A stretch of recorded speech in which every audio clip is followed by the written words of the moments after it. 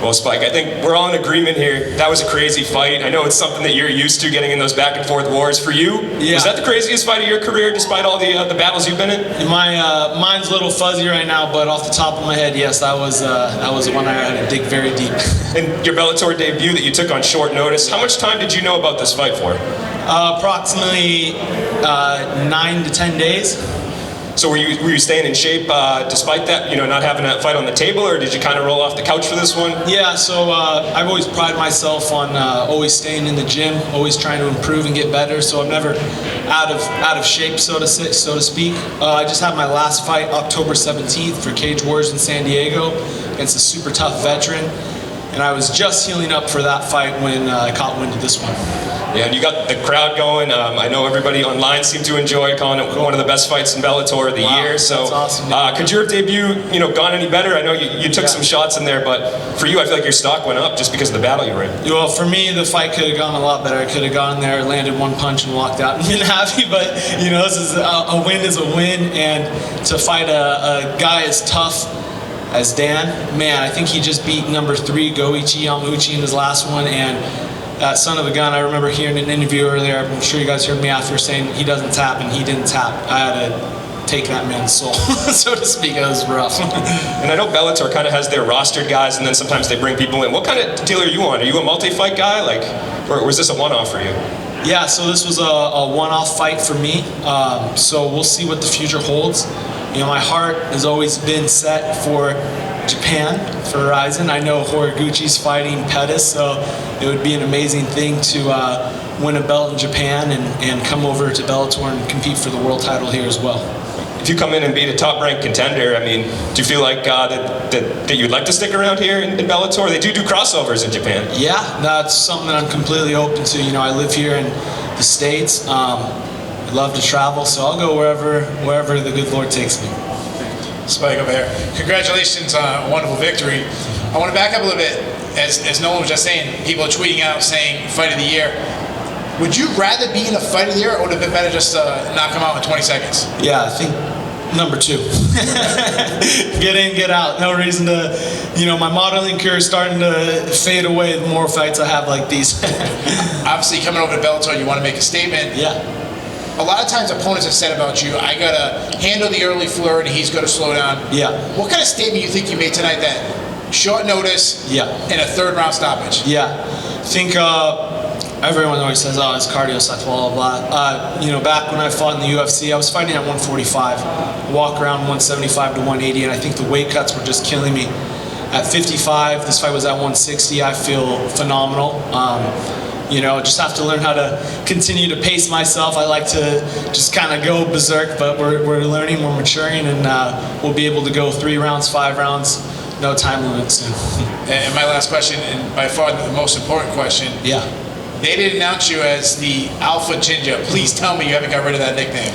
No. So right now I'm the Alpha Ginger. When I compete, though, in that cage, I'm the Crucifixion. So kind of like outside, inside cage. So I have to flip that switch. So I'm the Crucifixion. I crucify my flesh so I can crucify my opponents. Hey Spike, the old saying is the first impression is the best impression, and you definitely put an impression out there. Thank you. With it being said, walk us through that mindset of you getting up off that stool, going into the 3rd round. Even the judges had you, 2-0 for your opponent. Walk us through how the finish came about, and then what's on the Christmas list for you with 2022 around the corner. You think Bellator's going to put more fights on that contract for you? Yeah, we'll see. Like I said, we'll see what Jesus wants to do. As far as going into that 3rd round. I think that was a supernatural thing, guys, because that was not by my own strength. I was pretty out of it, and I never quit, and I feel like God really had my back in there. That was a miracle. Spike, let's talk about your amazing getup for your walkout, looking like a gladiator. Yeah. Did somebody make that for you? Yeah, no, that was a Crusader night, so I think it rang well with the nickname, the Crucifixion. So Des Volt, God wills it. That's what the Crusades were saying when they were fighting in the Holy Wars. So at the end of round 2, that got pretty tight, a little tricky. Were you able to see the clock clock? Did you know how much time was left? And if you can recall, do you remember what the corner said to you after or before round 3? Before round 3, what my corner was saying to me? No, I can't right now, not off the top of my head. No, I can't. Thank you so much. Yeah, Spike, congratulations on quite an amazing fight that was. Round 3, Moret seemed to be getting tired, and that's why it seemed he got sloppy when he tried during the scramble. Were you able to detect that, or was it? Did you not know that he was potentially tired during the 3rd round? Yeah, so he came out that 3rd round. I started having a little more success on my feet. I felt that, and I can't remember, but maybe he took me down. Yeah, I think he took me down. I didn't even throw. I was exhausted. But I have an uncanny ability to flip the script very quickly, and thank God that's what I was able to do. So I felt the opportunity, and I did not let it go to waste. So. All right, Spike, we got a couple on the Zoom here for you. Yes, sir. Jay, go ahead. Hey, thanks very much. Congratulations on the win tonight, Spike. A couple of quick ones from me. First of all, you mentioned the UFC a bit earlier, and I'm just curious. I mean, you've bounced back really well now, but was there any motivation to kind of prove them wrong tonight in terms of letting you go? Yeah, I mean, prove everyone wrong. You know, like I know who I am. I know who God says I am, and I need to walk that out. I can't let any naysayers or other people or influences that don't believe me put me in the wrong direction. So it doesn't matter what anyone says, it matters what Jesus says. And I know your heart's set on Japan. They obviously just had another lockdown put in place in terms of foreign travel because of the pandemic. With that in mind, is Bellator maybe the best fit for you? Because they really do up the production, the entertainment, and you're a guy who likes to do those entertaining walkouts. Yeah, I love, as you can see, I'm a character. I like to come out as a different character every time.